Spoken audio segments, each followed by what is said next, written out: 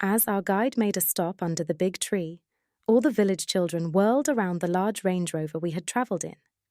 The journey into the interior of the village had not been easy, as the roads were all in bad condition. It looked as if no vehicle had ever come this way before. "This is Kagera village," Omondi, our guide, said, turning towards the back of the car where my husband and I were seated.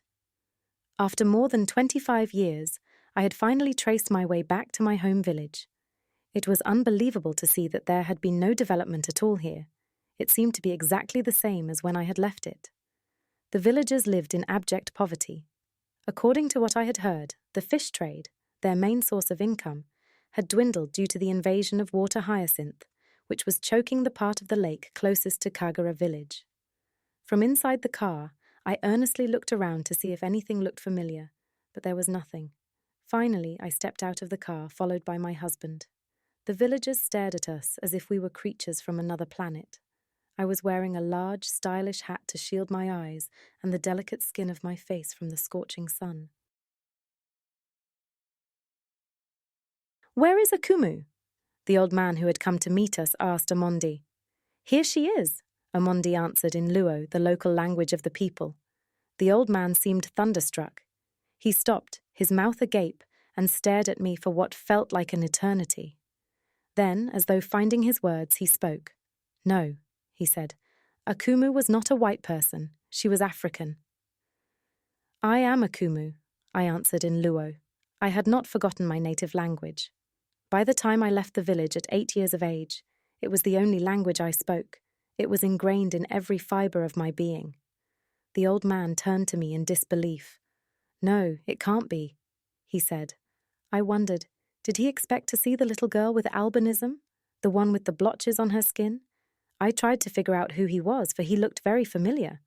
I knew that the image I had created with my German husband beside me was that of a white woman. Unless someone looked closely, they wouldn't have been able to tell I wasn't entirely white. My skin had long been restored to a glowing, healthy condition, thanks to my wealthy foster parents. I was also wearing a beautiful blonde wig that complemented my complexion. The Luo I spoke seemed to finally convince the old man that I was truly Akumu. "I want to see my mother," I said to him in his language. That was all I wanted, to see my mother. Glancing at me nervously, he limped ahead, gesturing for me to follow. I turned to Fab, my husband, and to my amazement, he was already playing ball with some village boys. "Go on ahead, I'll join you shortly," he said. I smiled and turned back to the old man. That was just like Fab. He always managed to fit into new surroundings effortlessly. "Your mother still lives in the same house your family lived in. Your father is no more," the old man said to me. I was already aware that my father had passed away several years ago. Soon we were standing outside the little hut that had once housed me and my family. The old man moved remarkably fast for his age. I felt faint as I looked at the hut I had called home for the first 8 years of my life. My mother, too weak to move around, was sitting by the fireplace. Memories of my childhood flooded back. I could clearly see myself as a young 8-year-old girl, sitting around the fire with my mother and siblings, right here in this hut, shivering and sniffling in my scanty clothing.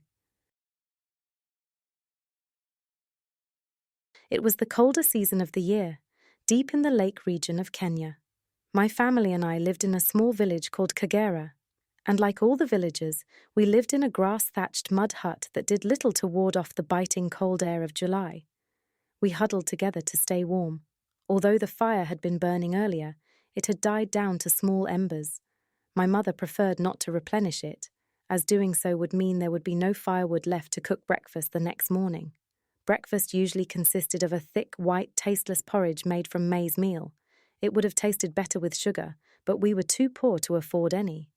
We ate it out of small white bowls that my father had bought from the nearby market, where he worked as a bicycle taxi operator, popularly known as a boda boda.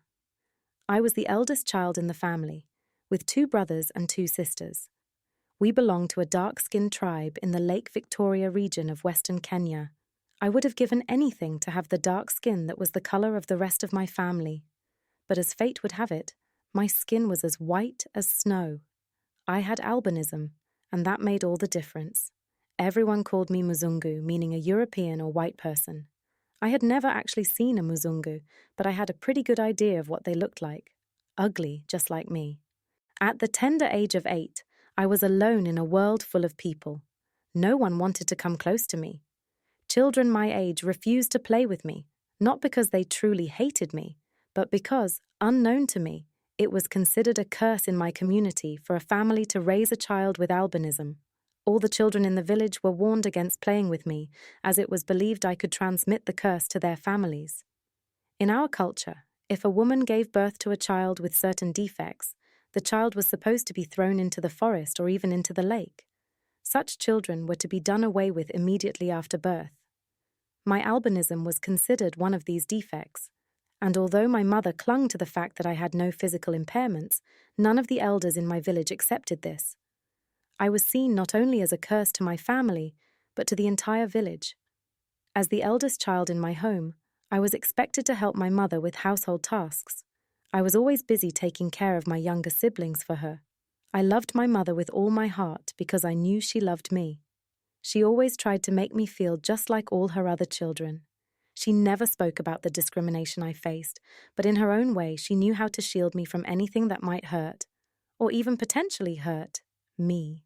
One day, one of my younger sisters came home and announced that I was not supposed to be part of her family. She had heard from her friend that I would bring bad luck not only to her, but to our entire family. Before I could comprehend the enormity of her statement, my mother sat us all down around the pot of vegetable soup she was stirring. She lifted out the ladle from the pot and asked all of us, "What is this?" "A ladle," we answered in unison. "And what is this?" she asked again, tapping at the pot lightly. "A pot," we answered. "Which one is better than the other?" she asked us, smiling.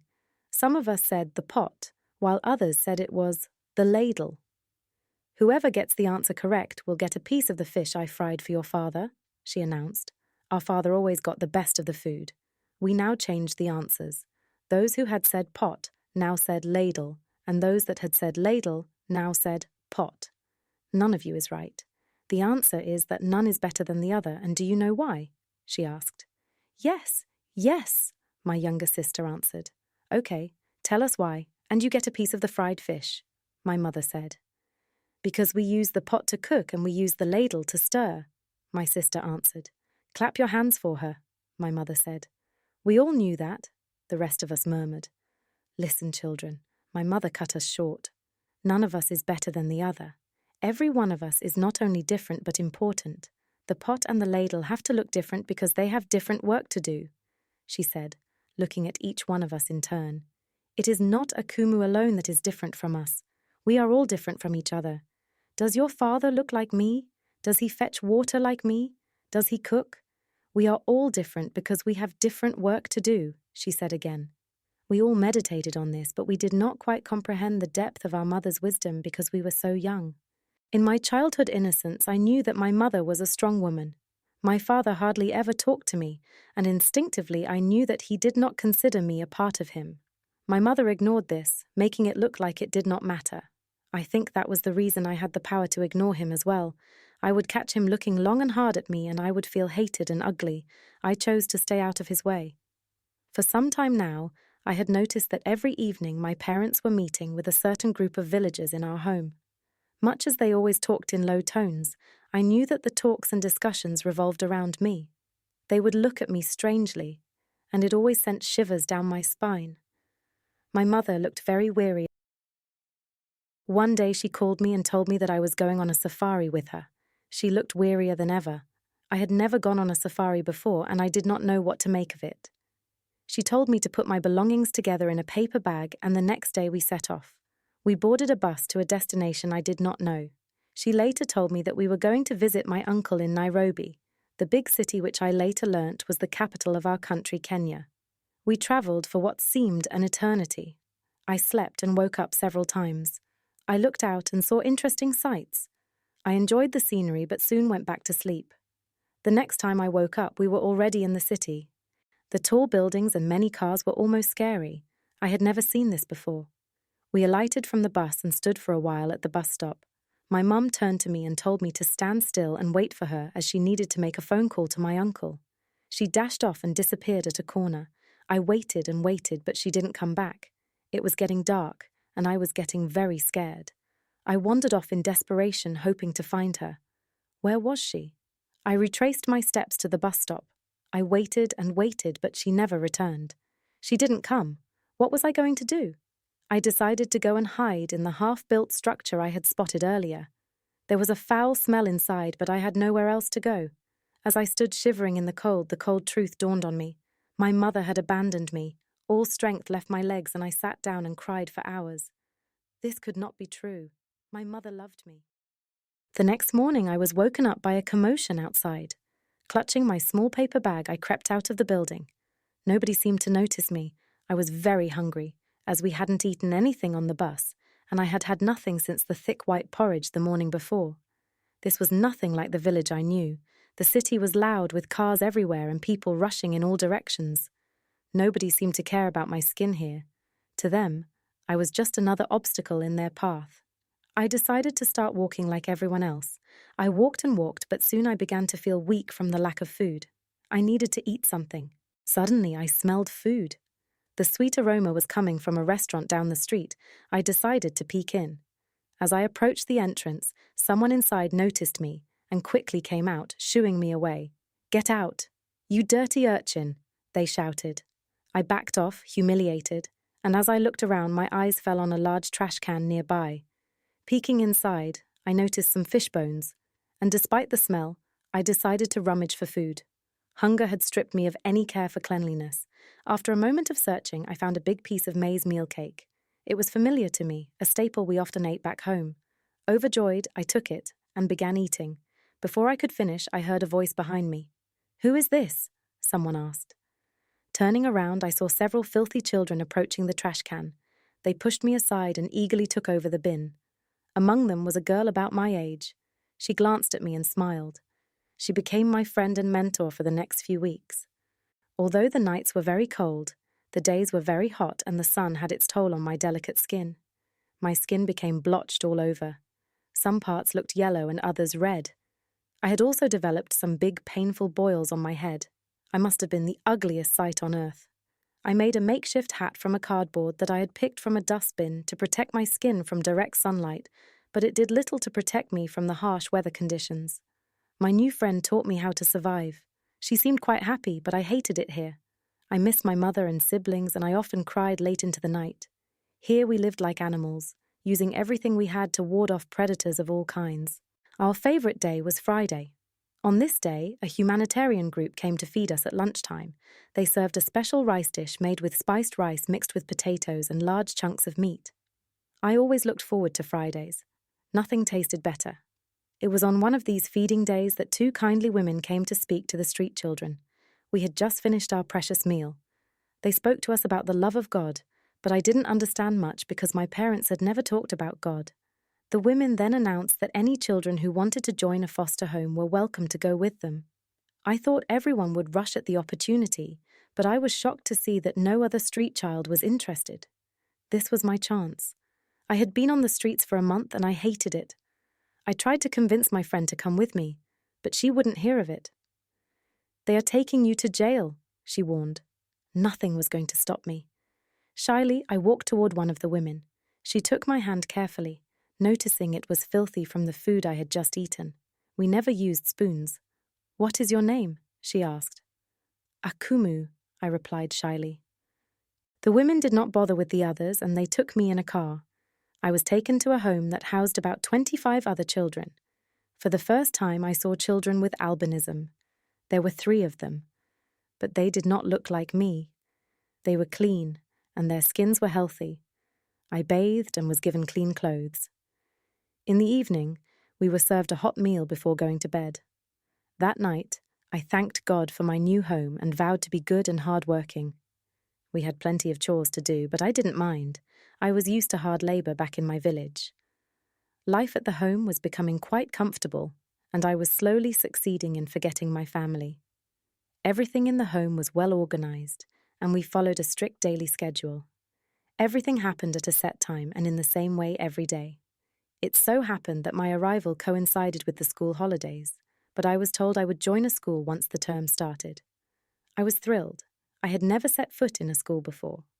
This well-ordered routine, however, was disrupted after just 1 week, when I overheard one of the children excitedly talking about visitors coming to the home. The entire home buzzed with news that a German couple was expected the following day. However, they weren't just visiting, they were coming to adopt a child from the home. From what I heard, the couple was extremely wealthy. They had been screened by the government and deemed fit to adopt. This event didn't seem unusual to the other children. Apparently, it happened occasionally. It meant that the chosen child would have the chance to start an entirely new life with new parents. It was the most incredible opportunity a child at the home could ever dream of. The big day arrived. We all bathed and dressed in our best clothes. All the children looked wonderful except me. My skin was still in poor condition, and my hair had been shaved to expose the boils on my scalp for treatment. I knew I was an unpleasant sight to behold. The older children and I helped groom the younger ones, one of whom we believed would be chosen that day. This was always the pattern. No one ever seemed interested in adopting the older children. We combed the little one's hair and fixed new hairbands and ribbons. They looked absolutely irresistible. The German couple would certainly have a hard time choosing their new child. I had decided that I would hide myself once they arrived. I was not going to let them see a creature like me. Finally, they arrived. I saw them from a window, and I knew it was time to hide. They were ushered in by our matron. The director of the home was also present to hand over the chosen child. The couple was shown into the living room of our home. I could hear from my hiding place what was going on. The couple sat down and greeted all the children. They had brought many gifts for all the children, including delicacies like cakes and sweets. And then they asked, "Are these all the children in the home?" Everyone looked around, and soon they noticed my absence. "Where is Akumu?" the matron asked. I was soon dragged out of hiding to join the rest. I am glad this happened. This was no ordinary couple. The man looked around with eyes full of love, and so did his wife. I had never seen this before. He talked in a low tone, and his words were like a warm, loving caress on our cheeks. He approached one child at a time, looking deep in their eyes and talking to them with a voice filled with love. Did he want to adopt everyone? I was sure that if he could, he would. He wrapped his arms around each child and held them long. He had time for each child. Finally, he came to me, and I was so embarrassed. I was bald, I had boils and blotches. But he held me longer than all the other children, and to my disbelief he stood straight and spoke louder than he had spoken since he came and said, "This is the child for me." Everyone in the home erupted into a thunderous round of applause, their cheers filling the room with excitement and disbelief. Like me, they were stunned by the unexpected turn of events. The German couple had defied all expectations by choosing an 8-year-old girl with albinism, a child whose fragile health made her seem like an unlikely choice for adoption. My heart swelled with indescribable joy. I could hardly believe it. The other children rushed to my side, whirling around me in a chaotic dance of celebration. They hugged me tightly, their faces beaming with happiness as they shared in my moment of triumph. For the first time in my life, I felt seen, valued, and truly loved. Though the couple had chosen me, there was still an arduous process ahead. They needed to navigate a mountain of government paperwork before I could officially become theirs. Each day of waiting was a mix of hope and nervous anticipation. Finally, the day arrived when they returned to take me home. That day was a whirlwind of emotions, overwhelming joy mingled with bittersweet tears. The staff and children gathered around me, wishing me well with teary eyes and heartfelt embraces. It was a goodbye filled with love and the promise of a brighter future. As I walked away with my new family, I carried with me not only their dreams, but my own newfound hope for a life I had never dared to imagine. My new parents took me to Germany with them.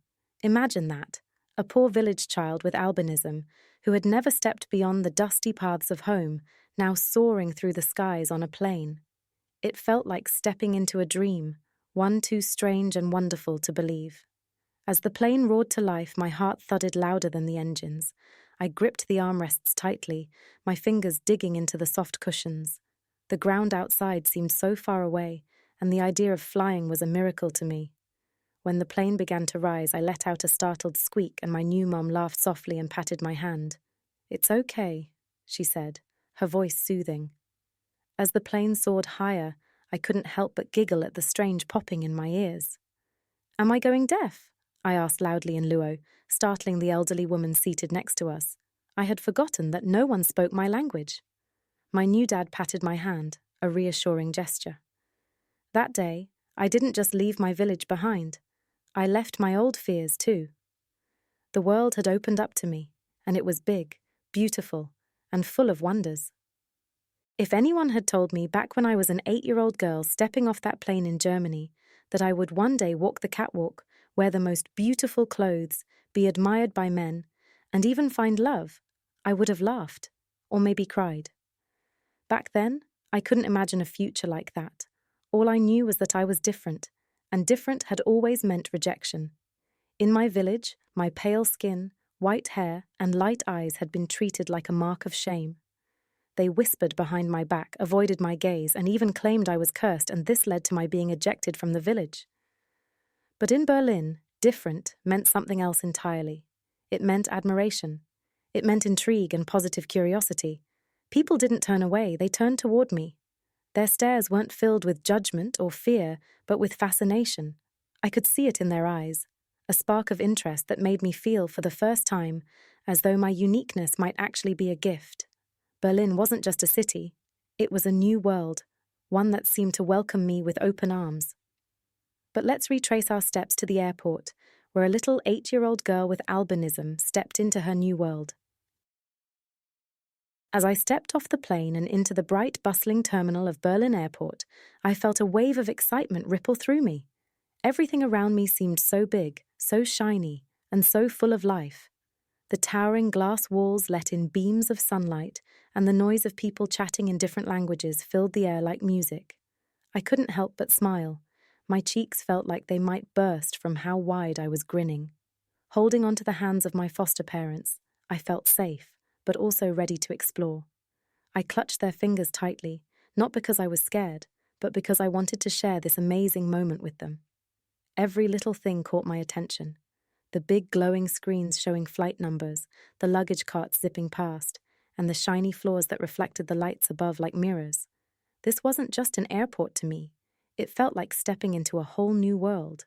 Everything seemed to glow, and I felt like I was glowing too. This was the start of something incredible, and I was ready for it all. It felt surreal to think that not long ago I was still in my home country in Africa. Life had changed so dramatically since then. When we arrived in Germany, my parents decided to homeschool me at first, giving me time to adjust and learn so many new things. It wasn't long before I was ready to join a school. I sailed through elementary school with ease, thriving in the new environment. Even as a child, I could sense a deep determination within me, a drive to succeed. Looking back, I realized how fortunate I was. My parents loved me unconditionally and did everything to ensure my well-being. They even took me for specialized medical treatments that transformed my skin and body into a healthier, vibrant condition. My parents also solved for me the puzzle of why they chose me out of all the beautiful children in the foster home. They revealed to me that their daughter, who was only 9 years old, had died of skin cancer. In my terrible state back then, I actually reminded them of her. In me, they say their daughter. God truly works in mysterious ways. Slowly, the memories of my village back home began to fade. I chose to let them go. Time flew by, and before I knew it, I was a teenager. I made a firm decision. I would never return to my country. Why would I? It was a place where I had never felt loved, a place where I had never truly belonged. Back in Africa, I was different, an outsider among my own people. But here, in this country, I was one of them. My skin was as white as theirs, and for the first time in my life, I felt accepted. I finally belonged. And for the first time, I was truly, undeniably happy. As if life hadn't already blessed me enough, a few years later, I met Fab. Fab and I crossed paths at the university where I was pursuing my dream of becoming a lawyer. From the moment we met, there was a connection that felt effortless, as if fate had quietly nudged us together. We shared long conversations, laughed at our shared quirks, and discovered a shared passion for justice. My mission in life had become crystal clear: to stand up for those who face discrimination in any form. I believed with every fiber of my being that differences in people were not flaws to be criticized, but gifts to be celebrated. Diversity was not a problem. It was the essence of humanity's beauty. It was during one of those quiet, reflective moments that I fully understood a lesson my mother had often shared with me, one she called the pot and the ladle. She used to say, "A pot and a ladle may seem mismatched, but they are a perfect pair. They serve different purposes, but each relies on the other to function." I finally grasped the wisdom of her words. Life was exactly like that, a blend of unique roles and distinct people. Each of us has a part to play, no matter how different we may seem. Some of us are pots, solid and steady, while others are ladles, flexible and resourceful. Fab and I often talked about this analogy. He, too, shared a profound respect for life's diversity and supported my ambition to fight for equality. Together, we envisioned a future where no one would be judged by their differences, but rather appreciated for what made them unique. The endless possibilities in Berlin contrasted sharply with the dusty roads and wary gazes of my childhood. In this city, my albinism wasn't a curse. My unique beauty opened doors I never imagined possible. I attracted fashion houses who thought I was the best thing they ever found. I got modeling gigs, standing in front of flashing cameras, draped in designer clothes. My image actually graced a few magazines. Under the bright lights, I felt a confidence that I never knew was within me, as if I was stepping into a life that once seemed reserved for someone else. But the glamour of modeling was only a part of my journey, not its purpose. My real passion lay in my studies. At university, I threw myself into law, fueled by a desire to bring about change and to fight for justice. I know what it's like to be overlooked, misunderstood, and cast aside. Berlin gave me so much, but I always thought that maybe one day I'd return home. Not as the cursed girl they cast away, but as a woman empowered, ready to stand tall and advocate for others like me. It was not too long before I was graduating. As I stood on the ground of this prestigious university in Berlin, my heart felt like it might burst from the sheer joy and disbelief of the moment. The sound of applause echoed around me, but it felt distant, almost surreal. I clutched my graduation certificate tightly, unable to stop the tears that threatened to spill. This moment, me, an African girl with albinism, graduating from a prestigious university, felt like a dream I had never dared to fully believe in. I thought of the dusty paths of my village, where I had once been mocked and shunned, and how far I had come. Berlin had been overwhelming at first, with its bustling streets and the weight of academic challenges, but I had faced it all one step at a time. I remembered the nights of doubt, the moments when I felt like giving up, and the faces of my foster parents who had believed in me when I couldn't. Now, standing here in my cap and gown, I felt a swell of pride. I had done it. I had turned the impossible into reality, and for the first time, I truly believed in my own strength. After graduation, it didn't take too long to get a job. Landing a job at a prestigious law firm in Berlin felt like the ultimate validation of my journey. On my first day, I walked through the sleek glass doors of the firm, my reflection staring back at me, confident yet slightly anxious. The receptionist greeted me warmly, and I could feel curious eyes subtly glancing my way as I made my way to my new office. I was used to standing out, but this time it felt different. My albinism wasn't a source of judgment or pity here. It seemed to intrigue and command respect. The office was a flurry of activity, with colleagues from all over the world collaborating on cases that felt larger than life. I quickly noticed how diverse and dynamic the environment was, and though I was the only African woman, let alone one with albinism, I felt welcomed. My team was kind and professional, and my supervisor went out of their way to ensure I felt comfortable. As I settled into my role, drafting legal documents and attending meetings, I began to notice something incredible. My differences were no longer seen as barriers, but as assets. My perspective, shaped by my unique experiences, brought something new to the table. People sought my input, not out of politeness, but because they truly valued it. For the first time, I felt seen for my capabilities rather than my appearance. Every case I worked on, every client I interacted with, reminded me of how far I'd come, from a girl dismissed and underestimated in her village to a respected professional in a Berlin law firm.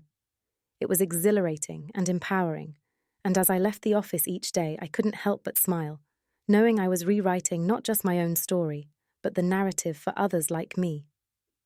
It was also at this time that I was receiving endless attention from all kinds of men.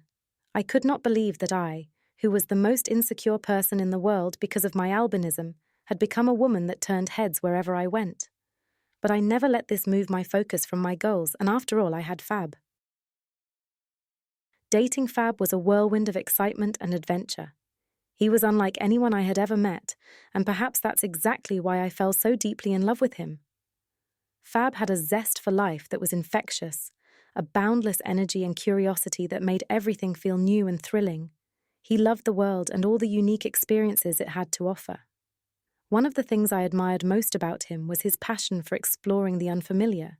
He had an unshakable fascination with anything different, anything out of the ordinary. Together, we embarked on a series of adventures that transformed my view of the world. Fab had a knack for finding the most unusual restaurants, and he was always eager to try foods from every corner of the globe. Whether it was spicy Indian curries, fragrant Ethiopian stews, or delicate Japanese sushi, he dove into every meal with enthusiasm. Sometimes the dishes were a hit, and other times, well, they were a lesson in boldness. But that was the magic of it all. Every experience with him felt like a small, delightful discovery. He didn't just tolerate my differences, he celebrated them. Fab saw in me what so many others had overlooked, my uniqueness, my individuality. He made me feel not just accepted but truly cherished for who I was. And in return, I loved him for his adventurous spirit, his open heart, and his ability to see beauty in the unconventional. I knew deep down that part of what drew him to me was my own distinctiveness. To Fab, being different wasn't a drawback, it was a gift, and in his eyes, I was a treasure, someone who stood apart in a world that often tried to force everyone into sameness. With him, I didn't just feel loved, I felt celebrated, and as much as I appreciated his unique personality, I knew he saw me the same way, a beautiful blend of contrasts, someone who had her own special place in his ever-curious heart. Together, we were a perfect pair, each bringing something extraordinary to the other's world. As I moved forward, my purpose became clearer with every step. The world was made of contrasts, different cultures, different experiences, different people. And that's what made it extraordinary. This realization finally helped me truly appreciate who I was. For the first time, I embraced my identity in its entirety. I was an African living with albinism, and I came to understand that this was no accident. There was a purpose to my existence, something only I, as an African with albinism, could achieve. Who better than me to speak about the experience of being different? Who better to give a voice to those who felt invisible, unworthy, or misunderstood simply because they didn't fit neatly into society's narrow definitions? I was different from everyone else. I was neither black nor white, and yet I was both. I embodied a unique duality, carrying within me the essence of two worlds. My skin reflected one narrative, while my heritage and soul reflected another. This complex identity, which once made me feel isolated, now became my strength. The more I thought about it, the more I saw myself as a masterpiece of the Creator. Each detail of my existence, from my pale skin to my African roots, had been intentionally crafted. I wasn't a mistake or an anomaly. I was a testament to the boundless creativity of life, a living example of how beauty can emerge in the most unexpected forms. And it goes without saying that Fab was my biggest cheerleader. He and my parents were as excited about my progress as I was. And then, on a crisp spring evening in Berlin, the kind where the air feels alive with possibility, that Fab had invited me out to dinner at our favorite little Italian restaurant. He seemed more animated than usual, his brown eyes sparkling with an excitement I couldn't quite place. "You know," he began, his voice steady but filled with emotion, "since the day I met you, you've shown me what strength, grace, and resilience look like. You've taught me so much about love, not just in how you love others, but in how you've learned to love yourself." Before I could respond, he dropped to one knee. My heart stopped as I realized what was happening. From his pocket, he pulled out a small velvet box and opened it to reveal a delicate gold ring with a single sparkling diamond. "Akumu," he said, his voice breaking slightly. Will you do me the honor of being my wife? I want to spend the rest of my life learning from you, loving you, and walking this journey together. Tears filled my eyes as I nodded, unable to speak at first. Finally, I managed to say, yes, of course, yes.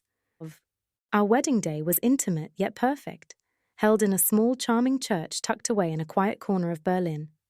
The stained glass windows cast colorful beams of light across the room, creating a magical atmosphere that felt almost surreal. I wore a simple yet elegant white dress that flowed gently as I walked, my wavy white hair cascading down my back like a shimmering veil. Fab looked dashing in his classic black suit, his smile as bright as the sun streaming through the windows. Our parents sat in the front pews, their faces glowing with joy, while a few close friends filled the modest space with warmth and laughter. The vows we exchanged were heartfelt and deeply personal, promising love and respect for each other through all of life's ups and downs. When we stepped out of the church as husband and wife, a light drizzle began to fall, as if the heavens were blessing our union. Life with Fab was amazing. He was the perfect husband. I was settling into my new world, feeling more comfortable by the day. But then something happened. I became pregnant. The news from the doctor sent me sitting bolt upright in my chair as I considered the implications. Was there a possibility of bearing a black child? After doing some research, I realized that there was indeed a possibility of giving birth to a black child. The thought lingered, and I couldn't shake it. What if I gave birth to a black baby? Everyone I considered family was white. Both my foster parents and Fab's parents were white. To the outside world, I appeared to be white as well. What would happen to my child? Would they face the same struggles I did as a child, but with the roles reversed?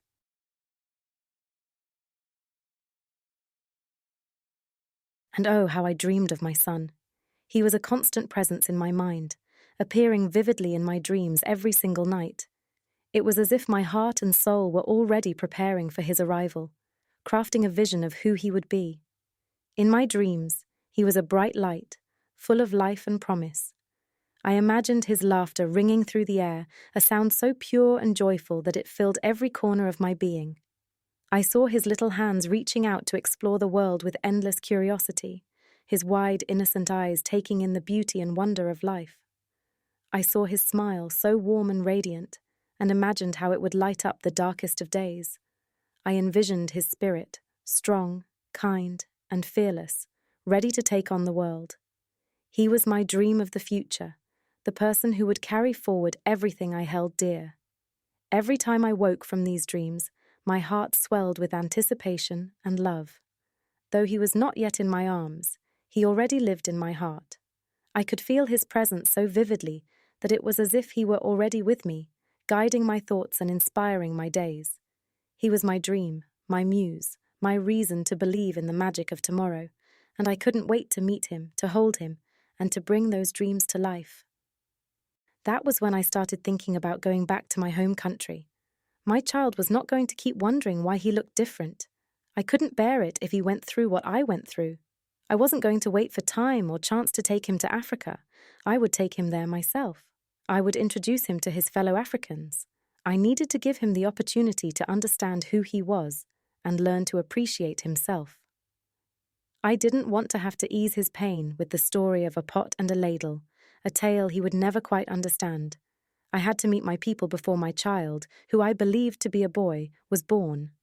I knew my mother loved me at the time, even though it was still a mystery why she abandoned me. I would need her to explain that to me. Then I would be able to point out to my son his roots and tell him why he was black, if that was how the Creator chose to make him. And finally, at last, here I was in Kagera village, right inside my mother's humble hut. My mother moved some paces back so that she could take a better look at me. "Is this really you, Akumu? You have grown so beautiful. You look just like a real European," she said. "Do you really think so, Mother?" I asked, smiling at her. "Where are my brothers and sisters?" I asked quickly. "I think you know that your father passed away a few years back," she said. "As for your brothers and sisters, they are scattered all over. Your 2 brothers went to look for jobs in Kisumu town while your 2 sisters married in the neighboring villages. I have been left all alone," she said, looking down. She was having a big problem looking me in the eye, and I knew why. "Sit down," she said, showing me a tiny stool opposite where she was still standing. We both sat down, and the question I longed to ask her popped out. "Why did you abandon me on that day? I know you love me, Mother," I said, looking her straight in the eye. "Akumu, I don't know if you can understand this, but I did it to save your life. They were going to kill you," she said. "Who?" I asked. "The elders," she said. "Didn't you recognize Gweno, the old man that brought you here? He was one of them." No wonder he looked familiar, I thought. I had to plead with your father to allow me to carry out my plan. I knew that God would somehow take care of you in that big city. It was better than to see you thrown in the middle of the lake, she said, tears flowing down her wrinkled cheeks. I shivered at the thought, but I knew she was telling me the truth. "They said you were the reason the lake was drying up," she said. "After I returned from the city, they said that I had made a big mistake. They said that as long as you were alive, our village would continue to suffer.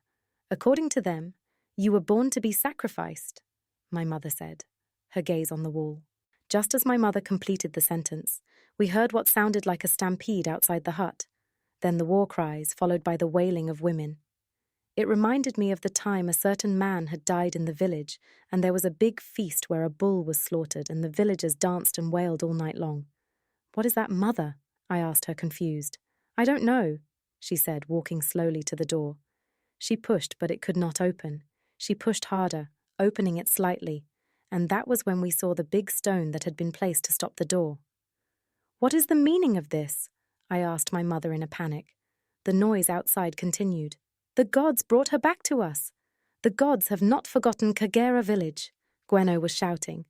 "That is Gweno's voice," my mother said, shaking. After a few minutes, the little hut started filling with smoke. It finally dawned on me what was happening. They must have set the hut on fire. They were determined to kill me. My mother was screaming and wailing, but she only managed to join the wailing that was going on outside. In desperation, I looked around the house, but there was no other exit. Then I spotted something. The pot was right at the corner of the hut, and it had a ladle inside it. I would die with what I believed in. I went and grabbed the pot and ladle, and clutching it tightly, I squeezed myself next to my mother, who had collapsed next to the stool she was sitting on earlier. Smoke was filling the hut very fast, and breathing became almost impossible. As I passed out, I heard my mother's words. "I am sorry, Akumu. I am sorry for bringing you into this world." Unknown to my mother and I, the loud wailing and the smoke had caught Fab's attention, and he had rushed to find out what was happening. On arrival at the scene, he was blocked by a large crowd of youths carrying sticks and stones. They had been assigned to stand guard. Looking at the hut that was on fire, Fab quickly gathered what was happening. He tried to fight his way to the hut, but the youths wouldn't let him. That was when he drew his gun. Fab never went anywhere without a gun. He shot into the air twice, sending everyone scampering to safety. The villagers were wise enough to know that they could not stand against this kind of weapon. Pushing the big stone aside, Fab pushed his way into the hut. I was lying next to my mother, clutching tight to the pot. Fighting the flames that were about to envelop us, he grabbed us by our legs and pulled us both out of the burning hut. Omondi, the guide that had brought us to Kagera village, finally gathered the courage to come and help Fab. The two men got both me and my mother into the Range Rover and rushed us to the hospital. I was in the hospital for a week, slowly regaining consciousness after the harrowing ordeal in Kagera village. The pain from the burns was overwhelming, but it was the terror of what had happened that lingered in my mind. The villagers had set fire to the hut, where my mother and I had just begun to talk. Their anger and fear had driven them to commit such a horrific act, believing that destroying me would rid them of whatever curse they thought I brought upon them. I was pregnant, and all I could think of as I lay in that hospital bed, broken and battered, was whether my baby had survived. With all the smoke I had inhaled, I feared the worst, that I had lost my child in the inferno. But deep down, a part of me clung to hope, praying that my baby had somehow made it through. And then there was my mother. What had become of her? She had been in the hut with me, and I could not imagine her gone. The flames had encroached close, and I hoped desperately that she had survived. The villagers' wrath had been aimed at me, but I couldn't bear the thought of her losing her life. I couldn't bear losing her. When I finally regained full consciousness, the relief that washed over me when I learned that both my baby and my mother were alive and well was indescribable. Against all odds, we had all survived the fire, thanks to Fab's quick action, and above all, I thanked God, for this was indeed a miracle. Now, as I lay there recovering from the internal damage, I knew that the journey ahead would be difficult, but the most important thing was that we had survived, and I was determined to rebuild, to protect my child. We were alive, and for that, I was grateful. I opened my eyes and struggled to sit up, and there was Fab's loving face. I was later introduced to one of my sisters who had come to see me at the hospital. I hardly recognized her. A few days later, I was finally strong enough to visit my mother, who was recovering in a different room in the same hospital. The moment I saw her, my heart swelled with joy and relief. It was such a comfort to see her, and I could tell she felt the same way. Fab, ever thoughtful and practical, proposed that we bring her to Germany with us so she could be closer and well cared for. But my mother, with her characteristic determination, refused the offer. She was adamant about staying in Kenya, close to the life she knew. After some discussion, we came up with a plan that seemed like the perfect solution. We decided to rent a house for her in Nairobi, where she could live comfortably with my sister. My sister, a widow struggling to make ends meet, was living in deep poverty at the time. The idea of moving to Nairobi to live with our mother brought a sense of hope and excitement to her. The plan gave me peace of mind, knowing that my mother and sister would have each other, and that I would have a home in Kenya. I sat by the window seat of the plane, gazing outside as the world below transformed into a miniature landscape. The buildings, roads, and rolling hills seemed to shrink with every passing second as the plane climbed higher and higher into the sky. Though my visit to Kagera village had been horrendous, I felt no regret about coming back to my home country. Most importantly, it had reconnected me with my mother in a way I never imagined possible. As the plane soared above the clouds, I thought about the promises we had made. Fab and I had vowed to make regular trips to Kenya to visit her. We had also committed to sending financial support to ensure her comfort and well-being. And I had made her a promise that filled my heart with joy and anticipation. I would bring my baby to meet her as soon as he was born. It would have been easy, perhaps even tempting, to let go of my African heritage. But I wasn't going to do that. I didn't want to forget the part of me that was shaped by the red earth of my homeland. Yet, as I looked down at my hands, at the pale skin that told a different story, I couldn't help but reflect on the complexity of my identity. Am I black or am I white? The question lingered for a moment, but then with a quiet smile, I knew the answer. I was, without a doubt, a masterpiece of his making. As these thoughts swirled in my mind, a sense of peace washed over me. Leaning my head on Fab's shoulder, I allowed myself to drift into sleep, comforted by the knowledge of who I was and the journey that lay ahead. The plane finally landed in Berlin airport. Hand in hand, Fab and I walked silently towards the cab that was waiting to pick us up. I may have been silent, but my mind was alive. The village that rejected me, that saw me as a curse, had tried to end my life, but they hadn't succeeded. They couldn't erase my past or my spirit. I had returned to Kagera for answers, for closure, and even though the journey had been filled with unimaginable suffering, I didn't regret it. The fire had been a stark reminder of the fear and ignorance that had driven the villagers to take such drastic action against me. Yet, through all the hatred they had shown, I had discovered something far more powerful than the cruelty of their actions, the deep, unbreakable bond I shared with my mother.